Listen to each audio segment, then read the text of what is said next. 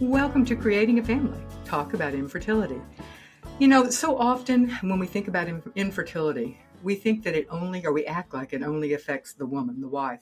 But the truth is that men are affected as well. We simply just don't focus on them or how it affects them from an emotional standpoint. And this is true, of course, when it is male factor infertility, but it's also true when the male is the fertile one and the wife is the infertile one. Today, we're going to be talking with Michael Barr. He is the author of a book called Swimming in Circles, A Baby Chase Odyssey. He's also a blogger, a sports columnist, and a dad.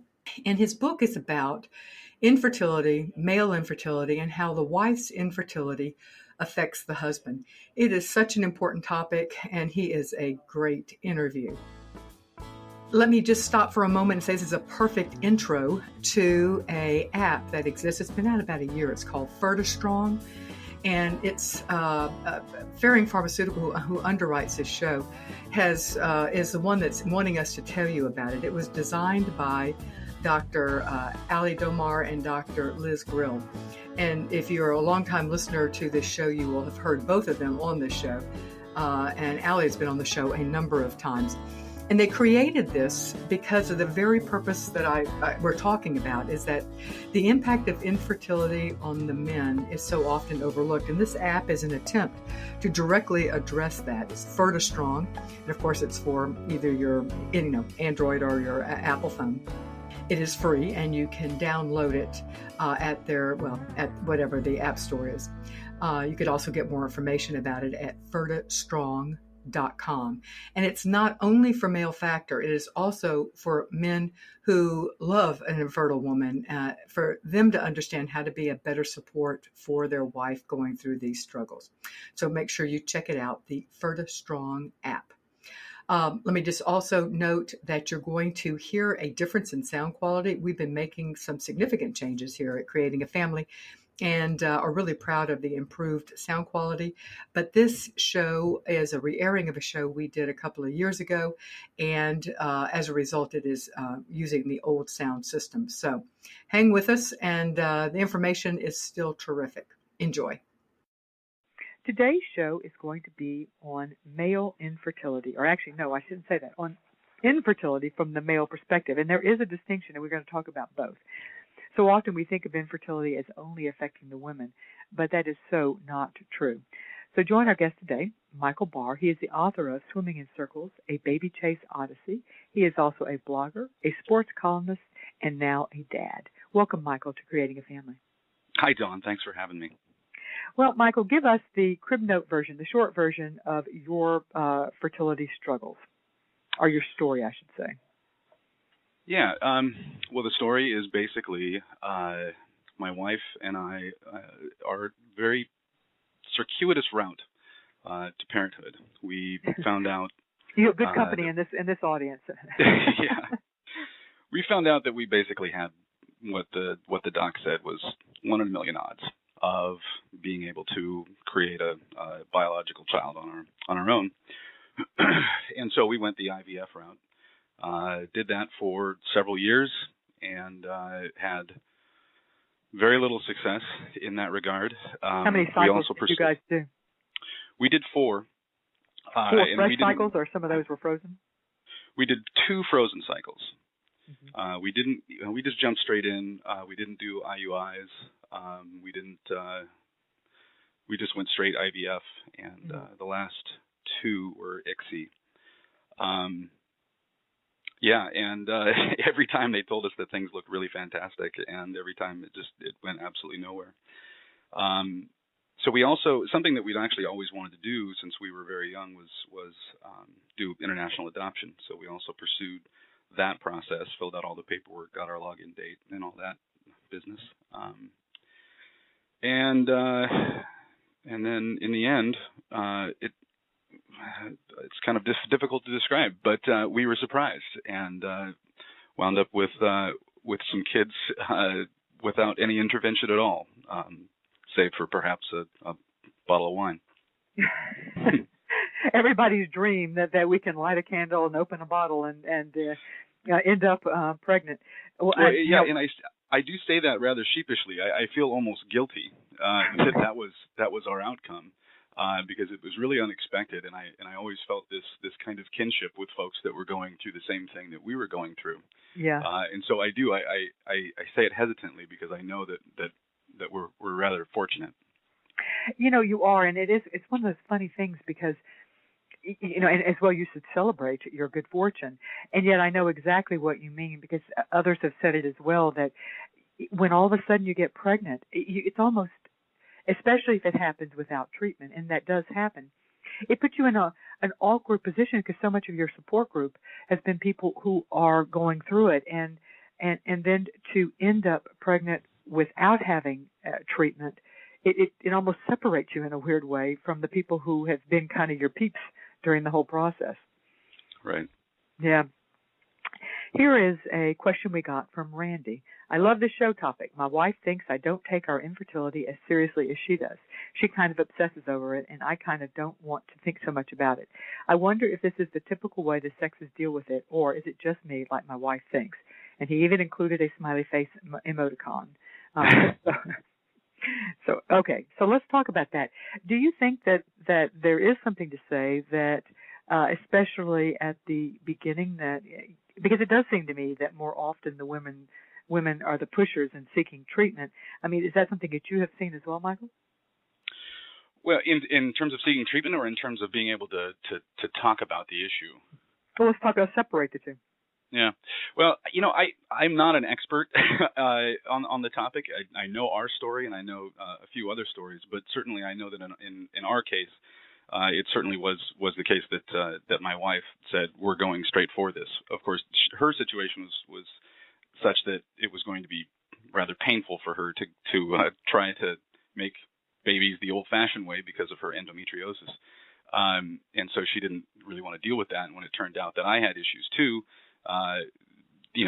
and the doc said, 1 in a million chances, she just thought, we're just going to go straight for this. But I do think that, in my experience, it's the female that seeks out the information, will spend all the hours online looking at options, looking at other people's stories, reviewing the blogs and all the other information that's available out there. And in my experience, it's usually the guys that kind of sit back and just wait to be told what to do. That actually is I was interested to get the question from Randy because it has been my experience as well. And again, I've not seen any research on this, but and across the board, I have found, often with adoption as well, it is the women, and I think that may just be because it's the women who have that role, and perhaps I don't know if it's societal or cultural or what, but I do think that. But let's say after the initial, okay, let's get into treatment. I think Randy, I'm reading between the lines, but I believe they're probably past the getting into treatment stage. It looks like they are probably in treatment or in the midst of it. Do you think that there are can you make broad generalizations about how men and women might differ as to how they handle infertility? Well, I can certainly take a stab. And I know that it seems to me that the woman can very easily pick up the phone, call her best friend, talk about the situation that they're in, and they're really good at talking to complete strangers about the situation that they're in too. And for the guys, we don't talk about stuff like this. We don't talk about emotional issues very often. Probably the most emotional guys get when they get together, and chat is complications at work. But it's not natural to sit down and have a beer with your buddy and say, Joe, have I told you about my low motility? It's just not. It's not kind of part of what we do, and that's why I think it's really difficult for guys in this situation because it's kind of taboo for us to talk about it with each other. I mean, and I'm not trying to come off as we're all macho and we don't have emotions, because we do, but I think a lot of guys bottle them up, and that's part of why I wrote this book, was because when I was going through it, I was going a little bit crazy because I didn't have anybody to talk to, and I went online and I went to the bookstore, and there really wasn't anything out there at the time kind of written for the guy or by the guy to talk about this. And so I tried to write the book that I needed at the time in my life. Well, here we actually have a question that goes to the matter of what you just talked about. He writes, I want to keep it private. My wife, and I think he's referring to as his infertility. My wife wants to tell complete strangers. Who did your guest tell? Gosh. This is part of it much longer, and I'm abbreviating it quite a bit, so that's part of them. It seems a little cryptic, but it's way too long, and some of it he wants to keep private in the email. So anyway, the gist of the question is, I think, how do you handle that disparity of as you say, your wife had no problem telling complete strangers, according to this gentleman. I think his wife also, and I think that it is not atypical for women, not all women by any means, but I do think that women sometimes seek comfort, and it's they would feel comfortable with that. So who do men talk to? They've got your book, Swimming in Circles, to read, but outside of that, who did you talk to? Yeah, it's I actually talk about that just a little bit in the book. That I found it really interesting. The people that we did choose to tell were not the folks. if I had to look forward from years before we went through this, I would say, oh, it's going to be our best friends, these people and these people and these people, and we didn't tell those people at all, and I don't really understand why. We told folks that were of similar age that were childless. And really it was just, if I recall correctly, 2 couples. I didn't even tell my parents. Obviously, we didn't even get into this, but my wife's mother worked at the infertility clinic that we went to, so she clearly knew. And her, pretty much everybody in my wife's social circle knew what was going on. But folks in my social circle, there were just 2 couples that really knew. I didn't have any close friends that I told. Why did you not tell your parents? I can't explain that.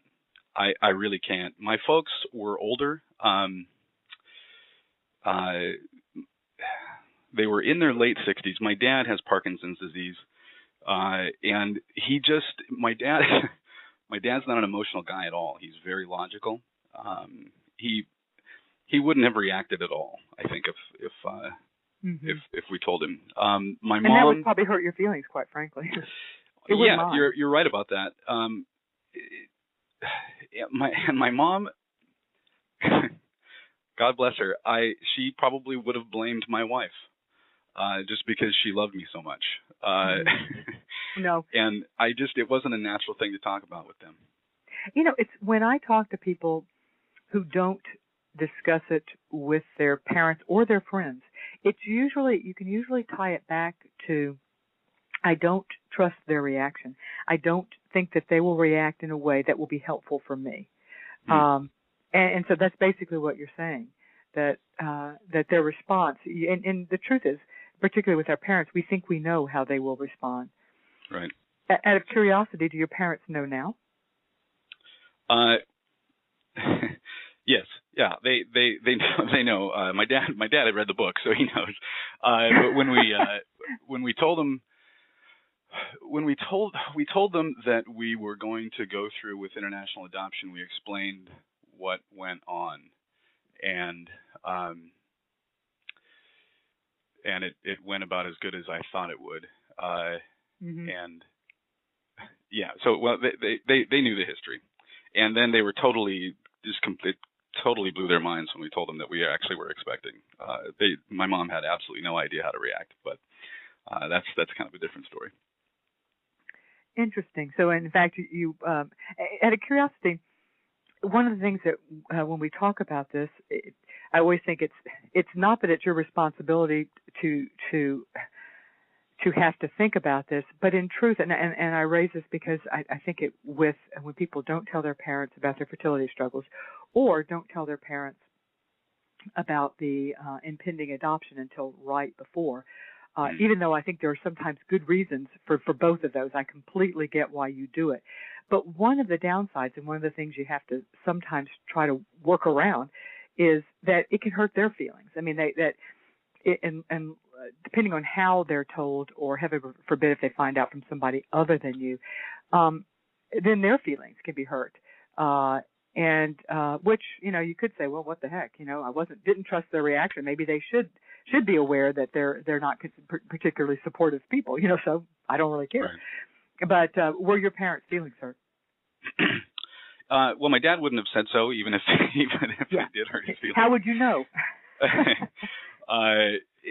But my mom, I don't think it hurt her feelings, but she would have been able to tell me. But I don't think it hurt her feelings at all. I just think that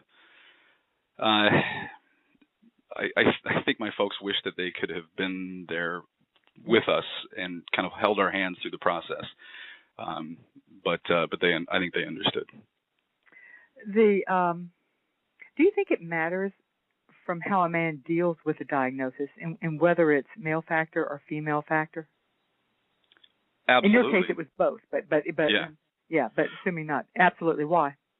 Well, I'll tell you, I talk a little bit about this in the book, but there was a very clear moment when I thought, I can't recall if it was after the second failure or the third failure of the IVF, but my wife wanted children so badly. I thought maybe I'm just not the guy for her. And I know I really hesitate to say that because I don't know if she even knows how much I thought about that, but I felt like very much less of a man because I couldn't give her this, and I felt like it was my fault. Mm-hmm. She made it clear that no, this is both of our issues, and we wouldn't, that we're not going to go down that path at all. But that's what's going through my head, and so I know that's going through other guys' heads. That why can't I do this? This is my biological function. Me strong man, me make babies. Or if I'm not the person and she wants this, and I'm not the person who maybe I'm, as you say, I'm not the man for her. Maybe I shouldn't be the person. Maybe I should step out of the way and let somebody else who can give her this. I don't think that's an unusual reaction at all. It's not unusual, and it's it's sobering. It's sad, and it really kind of, it pains me to know that there are so many other guys out there that are thinking that. Mm-hmm. And then on top of it, that there's probably nobody that they can talk to about it.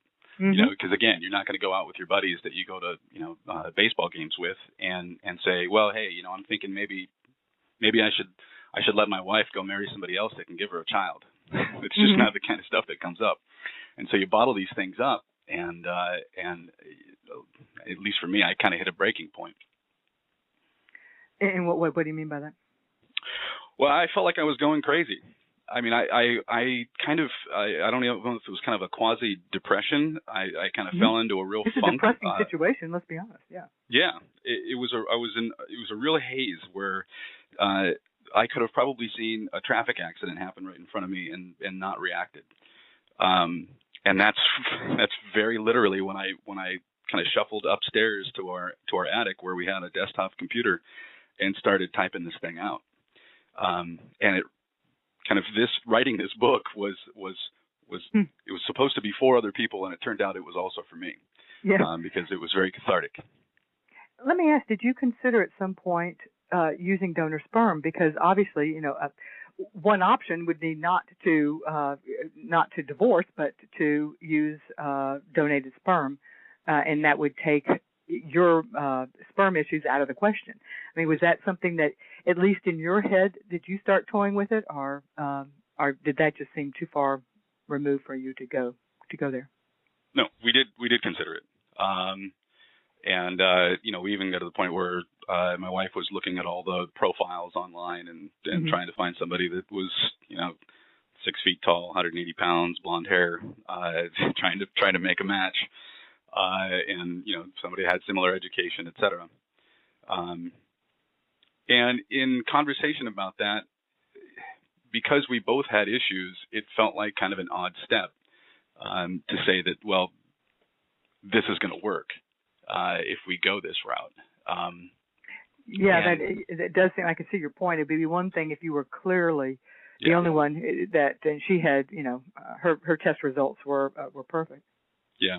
We actually did what I think is called a DNA fragmentation test, where we had a semen analysis. It's funny, my sperm has been to North Dakota, but I haven't. We sent it to a lab in North Dakota. You know what? You haven't missed much. Oh, wait, God, I shouldn't say that on national radio. Go ahead.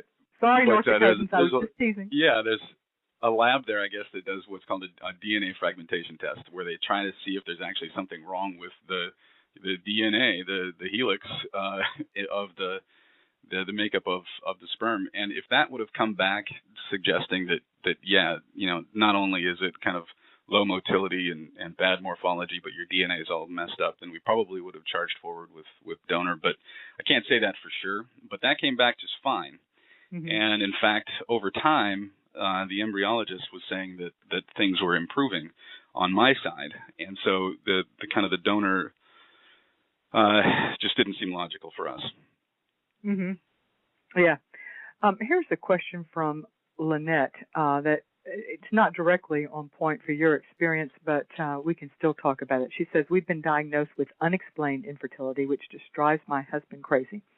I think that this is maybe more of a male response than how a woman would handle it. I'd like to hear you and your guest discuss the infuriating diagnosis. Yeah, your husband reacts exactly the same way that I would react, because I think the man's response is to fix things. So let me diagnose the problem, let me fix it. And I once said that any self-respecting doctor that said that there's unexplained infertility should just hang up his coat. That's not fair, but it just seems like it shouldn't be so complex to figure out what the problem is, because you get kind of a 50-50 shot there, don't you? But well, it's not that. I mean, so often and I'm not trying to take up for the entire infertility medical community here, but if we think of conception as being so easy, and yet there are so many. I mean, it's almost a miracle we ever have babies anyway. If you look at all the things that could go wrong. I totally agree. Yeah. It's a freaking miracle we have babies. Yeah. Well, so I guess I completely understand. But of course, I'm not the one living it, and I do understand. I honestly think, in fact, we've done a show on it, and we've got an upcoming show in the next late fall on unexplained infertility. I do think it is the hardest of all the diagnoses. I really believe. And I was actually being flippant there. I was just kind of that was always my reaction when I heard unexplained. It just didn't seem fair. Can't you just tell me what the problem is so we can address it and move on with our lives? I think your reaction is exactly the one most people feel like. It's just, don't tell me it's unexplained, for goodness sakes. Exactly. And you go through all these embarrassing moments where you've got to go do things you never thought you'd have to do, and your wife is getting poked and prodded and searched, and then they come back and tell you, well, we're not exactly sure what the problem is. It just doesn't seem fair. And I know, I totally agree with Lynette's husband that it would make me crazy, and it just doesn't seem fair. So I think that's totally natural. Well, you're speaking of all the embarrassing things. Well, I'm sitting here thinking the rest of the guys out there have their own stories to tell about the sperm analysis, but you may be unique in knowing that your mother-in-law is sitting in the next office while you're, as they so euphemistically say, producing a sample. I could only guess that was something you dreaded. I don't even know if dread is the right word to describe it. It was one of the most bizarre experiences of my life. Yeah, so she's in the clinic, and I'm probably 10 feet away with the door closed. I don't think there's anything that can describe it. There's a chapter in the book that describes my first experience in there in great detail, just because I felt like it was my obligation to share how embarrassing this was for me, so maybe another guy would think, okay, maybe my experience wasn't quite so bad. But the fact that I had to go in there, I believe it was 5 times that I had to go in there, and every single time there she'd be smiling at me. And there's actually a really there's a really funny part towards the end of the book. Can you tell it to us? Well, it's a little PG-13, I'd say, but let's just say that my mother-in-law. Okay. Folks, for our if you last have children around, turn the computer away or don't let them listen. All right, go ahead, Michael. Well, I'll give you I'll try to give it the PG version. For our last round, when she knew this was our last shot, we weren't going to do it again. She decided to go to a local, let's call it an adult store, and she handed me a big stack of inspirational materials for my last trip to the donation room.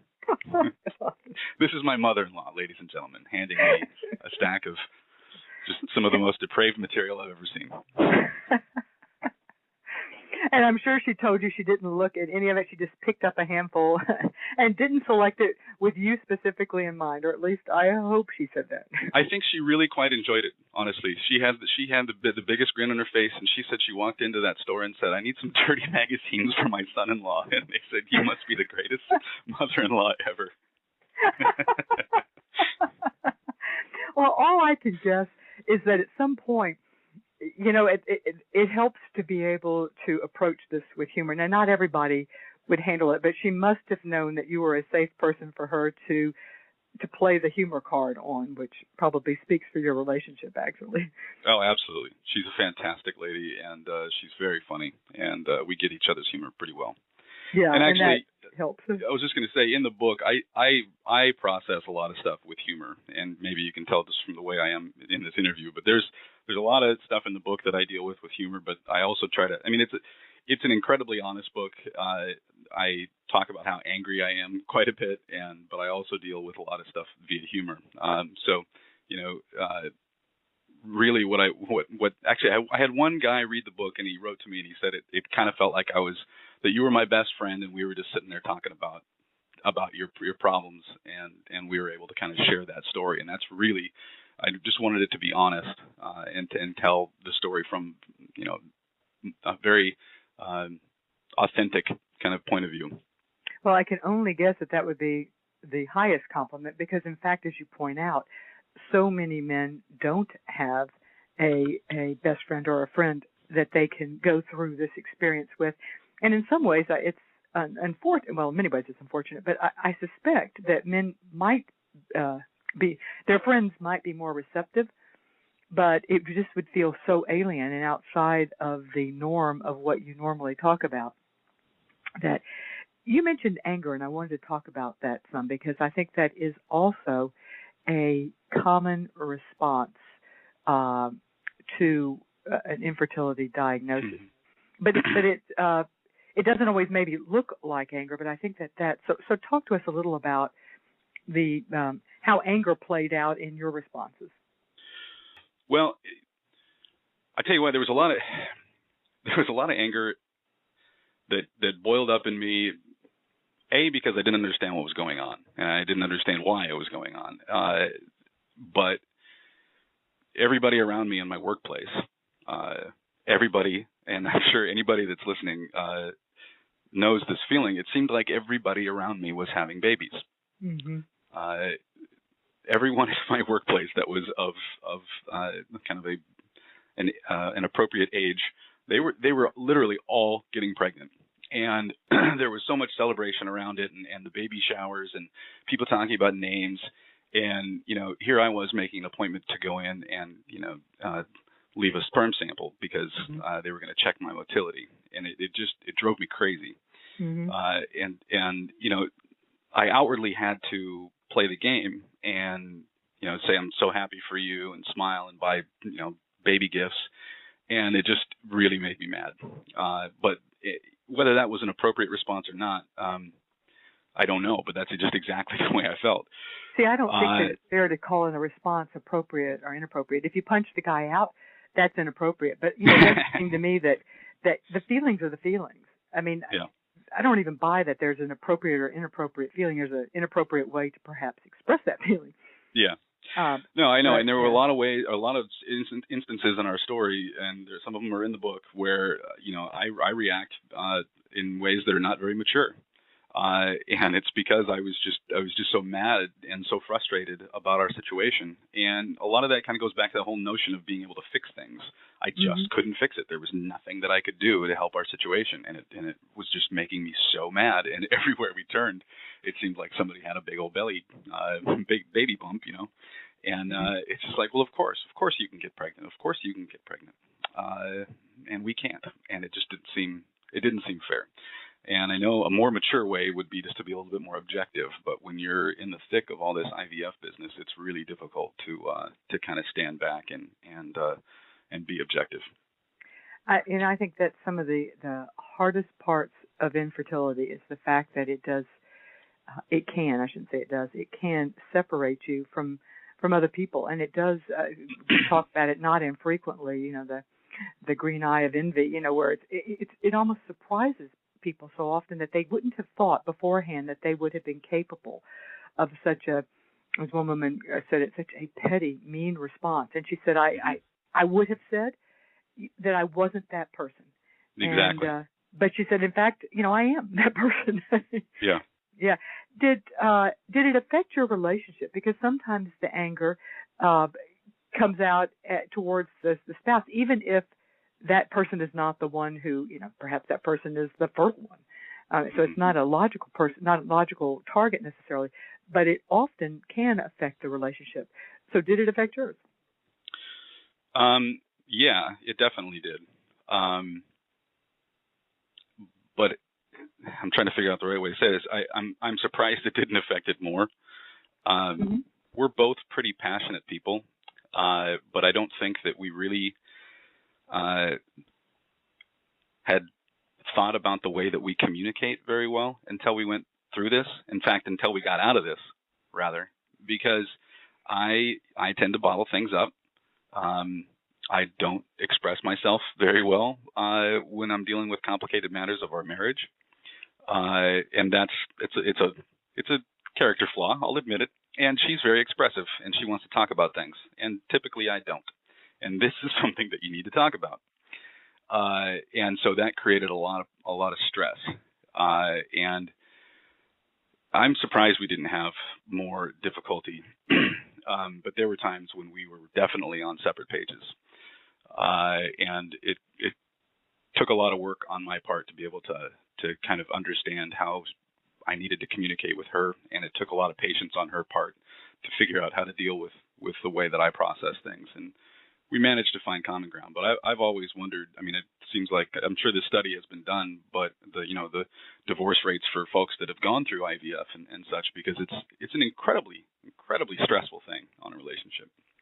You know, it's funny, when I have talked with experts, scientists who are doing the research, psychologists and who are doing the research, a lot of them say that, in fact, they have not seen that.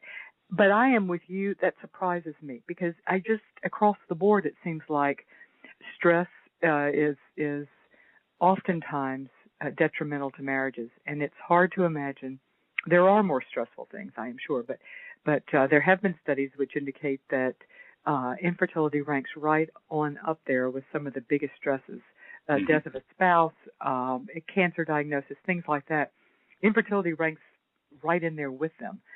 So I'm kind of amazed as well. Some people say that at the end they have come out strong. The marriage came out stronger, while others will say that the marriage came out weakened, but that they're working to put it back together. And when I say came out, in your case, it would be a successful result. For other people, it is yours is through conception. For other people, it may be through adoption. For others, it may be through making the decision that they're going to live child-free. But regardless of what the outcome is, I hear it both ways, where some people say the marriage is stronger and others say it's not on life support, but we're having to work through to repair it. What would be and from the other people, from the reception, both your experience as well as the reception from the book, do you have any feel for what's more common? Well, that's a good question. In our case, we're absolutely stronger.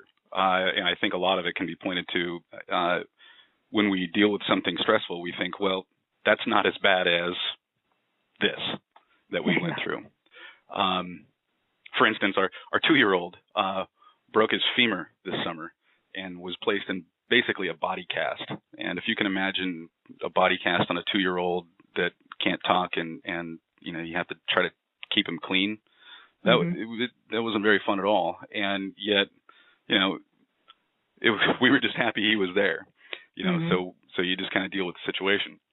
But yeah, we easily come out on the positive side, but I think we're the lucky ones. The folks that I've talked to, it seems like it's kind of a coin toss, but I think a lot of it has to do with the outcome, because there's folks that have to move on and say that we're going to live childless. I think that would be a pretty stressful situation. And the folks that I've talked to that are in that boat, there's only a few that are really strong enough to say that, hey, maybe this is for the best. We can go travel the world and not have the same kind of obligations that we would have with kids. And I give them a lot of credit for that. Other folks, I think, have a lot of anger related to it. Mm-hmm. The other thing that we often hear that is so fundamentally changed in a way that is, I think, hard for both the male and the female, is your sex life, is your intimate relationship. There is nothing more destroying to intimacy than infertility in so many ways. Can you talk to us some about that, about how it does affect your intimate life? Well, when we were going through the IVF process, it definitely affected it. It's kind of difficult to just put all the stress of your situation out of your mind and allow yourself to be. Yeah, it's, exactly. Yeah. When you're having it timed down to the hour, it doesn't lend itself to it sure as heck is not candles and moonlight, let's be honest. Exactly. But we've had no ill effects afterwards. And I think a lot of people can get but if one of your ways of feeling close to your spouse is through your sex life, and that it's like a double whammy when you're going through infertility, because that has been taken away, and that may be one thing that drew you closer. And now, you're not only are you in the middle of stress, but no longer is that a source of comfort. Which is why a lot of psychologists recommend, don't try every month. Take a month off every once in a while, where you can just be okay. Whenever we feel like it, we can. If we don't feel like it, we won't. We don't have to. We just want to reconnect as a couple, not with the agenda of we're trying to get pregnant. Right. Yeah. One of the things that a lot of guys worry about ahead of time is it's often, in fact, probably most often, the husband that is the one who is the shot giver during the IVF cycle. And I think that's a huge source of anxiety for a lot of guys. Was it for you? I hate needles. Oh dear. If I have to, honestly, I'm getting just kind of clammy thinking about it. If I have to give blood, or when I have to have a shot of any kind, it's about 50-50 that I have to lay down. I get really dizzy, and I'm just that guy for some reason. So I'll tell you, I was anxious, but my wife was really anxious. Yeah, because you come at me with a needle, I got news exactly. for you. You would not inspire confidence.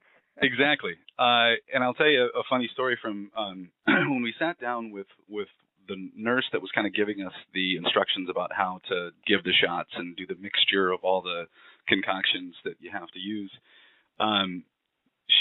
There was this, she wanted me to practice, and there was this, it was kind of like a dome, if you will. It was kind of like a fake buttocks that I was supposed to practice putting this needle into. And she was kind of showing me the jabbing motion that I was supposed to use.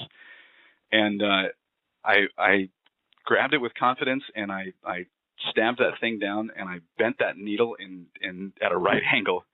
And my wife said, "That's it. You're not giving me shots." And so she actually went into the clinic and had the nurse give the shots for that first round while I practiced on an orange. And I'll tell you what, she practiced in front of her, no doubt. Exactly. I had that orange so full of hormones that I probably could have gotten the orange pregnant. But that medicine was way too expensive for that. You were using no, water. you're absolutely right. But actually, it got to be something that I don't know. It was weird. We almost embraced that time. I remember it was 10 o'clock every night. We would do the shots, and it was 10 o'clock because we picked it kind of strategically because it was usually if we wanted to go out to dinner with friends, there was still plenty of time to get home and do the shot at night. And I kind of took great pride in mixing it and, getting the bubble out and, finding the space and icing it and doing it with as little pain as possible and then doing all the things I was supposed to do right. And so it was my routine, and I took pride in it, and I actually really embraced it, and I didn't have a problem with it, for the remainder of that time. And there were no bent needles. We won't ask about bruises. Bent needles. Yeah, there were those. Yeah, I bet there were. Well, that's actually a healthy way to, and it seems to me, to approach it, because what you're saying is basically that you owned it as one of the frustrating things about infertility is that there's not a darn thing that often you can do that will, there's just nothing you can really do. Yes, you can get your sperm analysis done. You can do this. But there's not, at least with the giving of the shots, it's something that you as a man can do that's specifically taking you the next step towards your goal. And women have a lot more of those opportunities, I think, than men do in the whole infertility business. Mm-hmm. Yeah, it's something that you can control. Yeah. Yeah. You could try. You could learn something. You could master it. You can do. Yeah. So that's probably. I'll tell you what. We actually I told my mother-in-law, I was like, well, if anybody ever needs, we had we had some friends that also went through this, and I kind of thought, I wouldn't mind giving the shots if I have to. I'm pretty good at it. And the woman in the other couple said, no, I don't think so. Yeah, exactly. Thanks a lot, but no. Another thing that I hear from men and from women talking about their men is what I'm going to put under the general rubric of handling your wife's pain. Mm-hmm. And I don't necessarily mean, but although I would like to talk about the physical pain as well, because there are definitely aspects of infertility treatment that are physically painful, including receiving shots. But I also, perhaps more speaking of the emotional pain, and I particularly hear from women who will say that the hardest part and it makes it hard for women too, but they think that the hardest part for their husbands is that they are in pain and their husbands don't know what to do. Mm-hmm.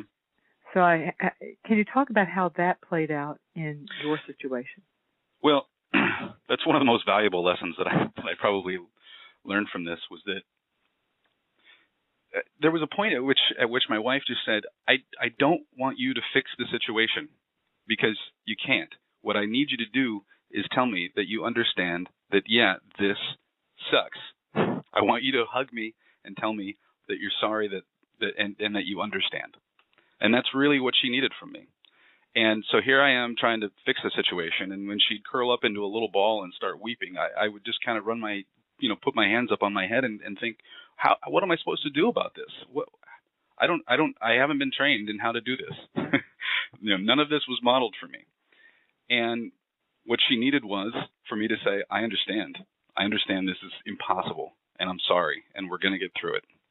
Mm-hmm. And that's been a really valuable thing in our marriage, because now I get it. She doesn't need me to fix things when I can't. A lot of times, something will come up at work or something will come up with a friend, and now I know. I know what she needs. And so it was very simple, but it took us a long time to get to that point. But that was really rather kind of a breakthrough for us. I think it would be, and I'm hoping that I imagine we will have a lot of guys listening to this show, and I can't help but think that's probably the most valuable thing they're going to hear is that sometimes we don't want you to fix it. You can't. Mm-hmm. You know, don't kid yourself. You're not going to fix it. You know, if it could be fixed, we'd have figured out how to fix it ourselves. But we just need not to be alone with it. Right. Mm-hmm. Absolutely. Did you seek out counseling? Let me think about that. It is no. something we often recommend. If you don't want to talk about it, that is fine. It is something that we often recommend. No, we didn't. No, but we probably should have, because perhaps somebody could have suggested that last tip to me a lot earlier. But no, we didn't. But I would highly recommend it. Yeah, I would as well. And one of the things that I love to see is when infertility clinics will have either a therapist on staff or a therapist they work closely with.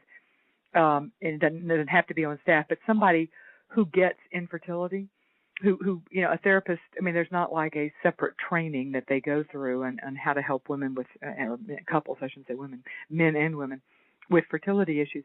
But it helps. But a therapist who has had a lot of experience with it, it is useful to seek one out. And I'd love to see fertility clinics that have that. And so often it's not the doctor, but it's the nurse who is the one who suggests, have you thought about seeking out, you know, we work with a great therapist, you know, schedule an appointment or two and, you know, just for support, if nothing else. Yeah, no, it frankly should be a mandatory part of the process. I mean, even before you start going, when you make the decision to go and do some of the assisted reproductive technology, I think talking with a therapist before you go into it and while you're going through it would be really valuable.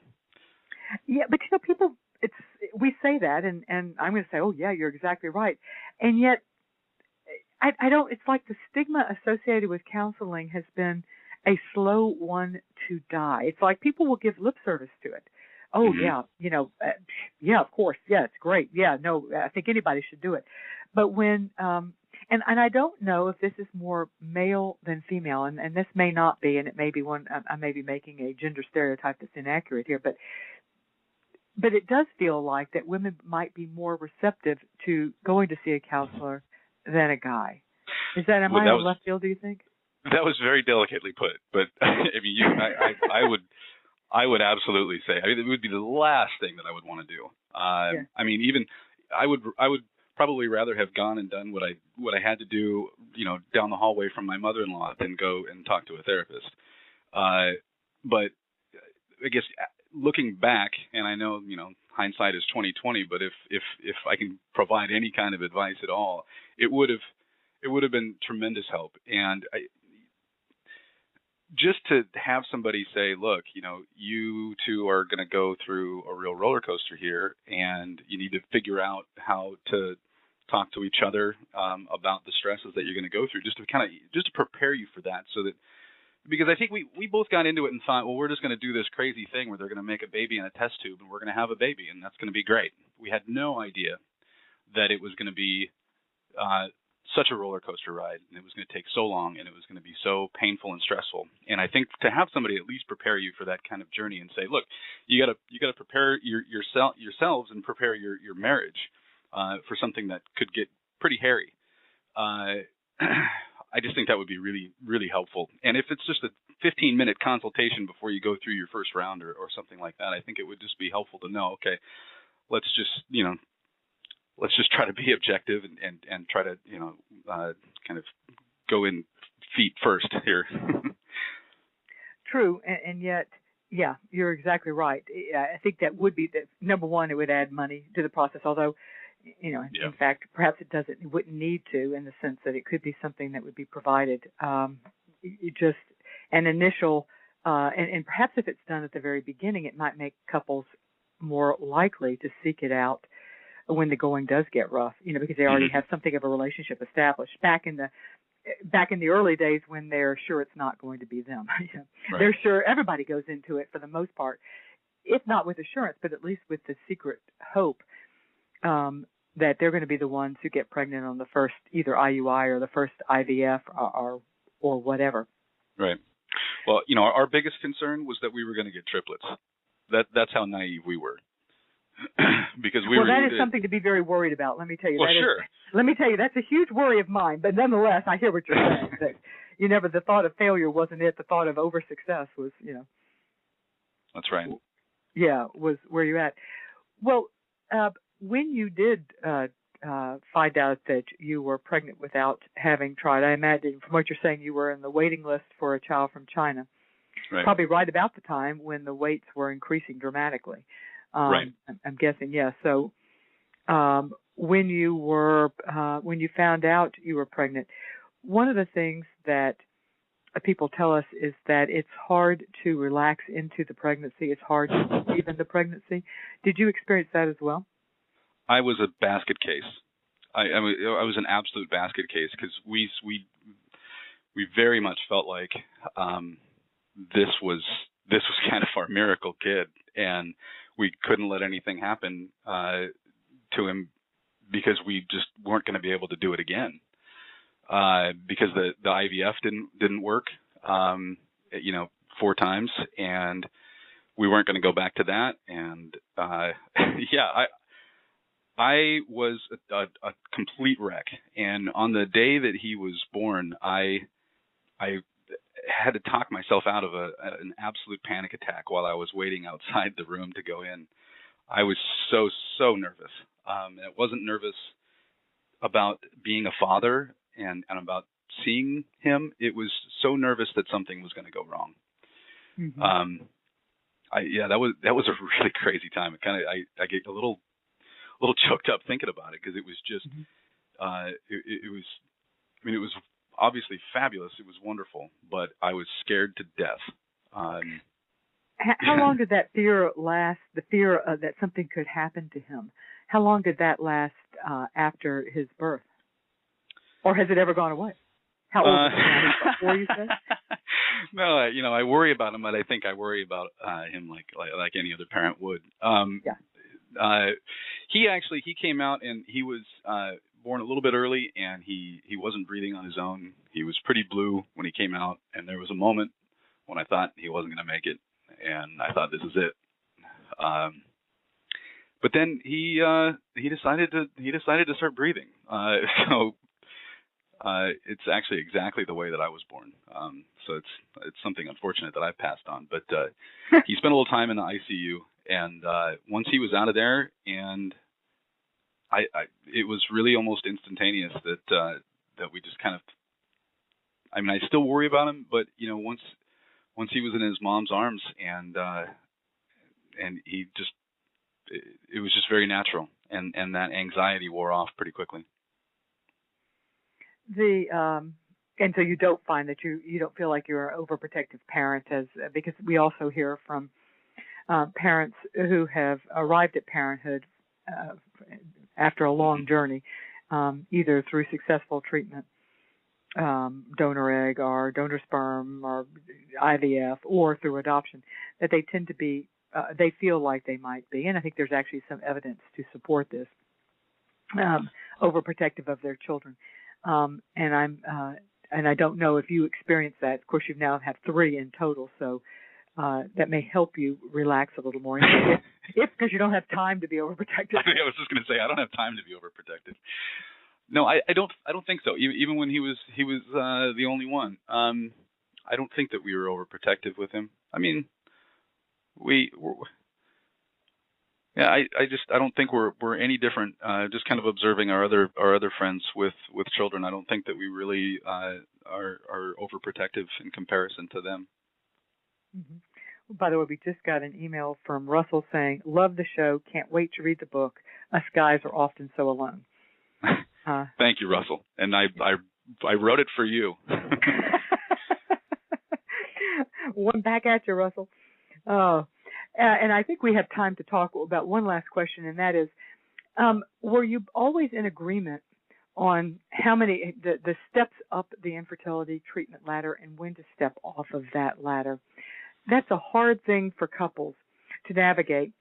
And I wonder if men and women navigate those decisions about, do we take this next, what seems to be, and certainly the infertility clinics was presented as the next logical step.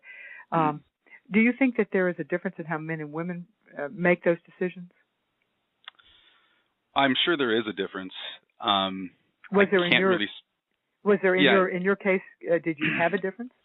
Well, what I can say is, I mean, we really only we did the IVF and then we did the ICSI, and that was just the recommendation of the lab, and I think both of us didn't really have any qualms about that at all. But it was the number of rounds, and I described this in the book. There's a point at which we were not seeing eye to eye, and a lot of it was the decision to do the fourth round, because my wife was in a place where she thought this just doesn't work. I'm not putting my body through this again. Absolutely not. And I felt like I knew her well enough to know that she was not feeling like we were finished. And that's kind of a delicate thing for me to, think that I can crawl into her head and say, no, I know actually what you're thinking. So we went at it a little bit on that one.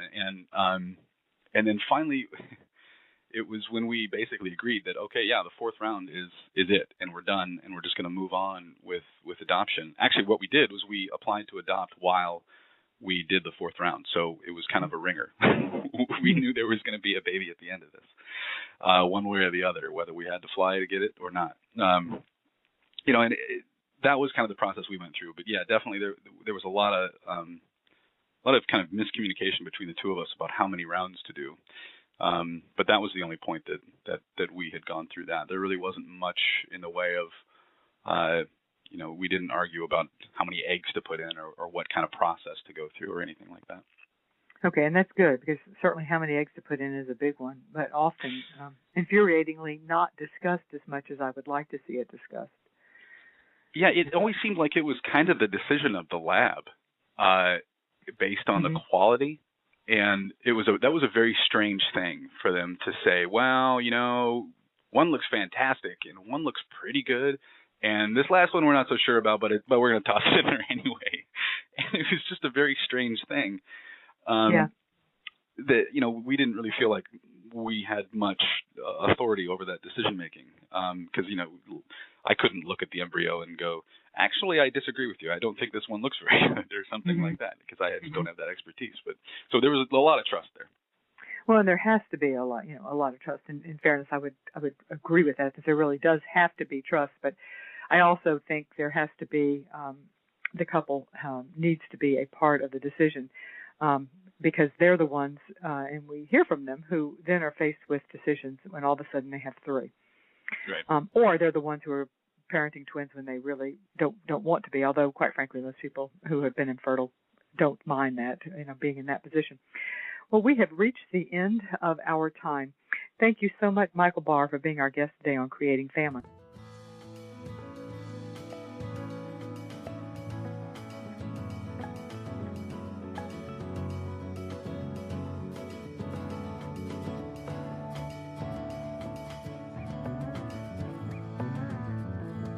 Thanks for joining us today, and I will see you next week.